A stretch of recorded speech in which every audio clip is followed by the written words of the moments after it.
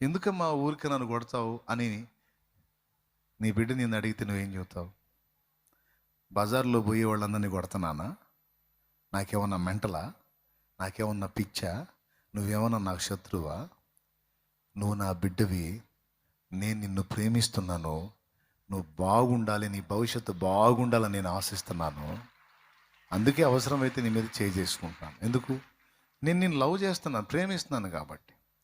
Road మీద పోయే బిడ్డనల్లా కొట్టట్లేదే నేను. ఎందుకు? వాళ్ళు నా పిల్లలు కదా, నేను వాళ్ళని ప్రేమించట్లేదు, నేను నిన్ను ప్రేమిస్తున్నాను కనుక కొడుతున్నా. సేమ్ డైలాగ్ ప్రకటన గ్రంథం 3వ అధ్యాయం 19వ వచనం. నేను ప్రేమించు వారిని అందరినీ గద్దించి తండ్రి శిక్షించని కుమారులు ఎవరు? ఒకవేళ తండ్రి చేసే శిక్షను మీరు తృణీకరిస్తే మీరు దుర్బీజులే గాని కుమారులు గారన్నాడు.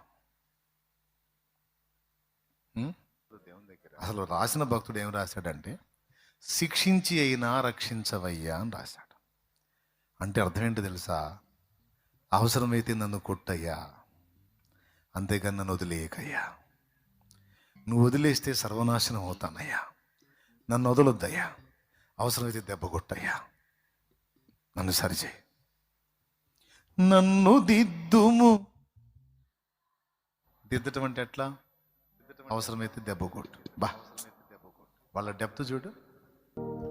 ఎందుకు వస్తుంది శ్రమ? ఎందుకు వస్తుంది శాపం? ఎందుకు వస్తుంది ఓటమి?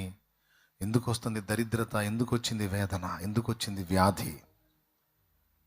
ఎందుకు వచ్చింది ఊహించని ఘోరమైన శ్రమ?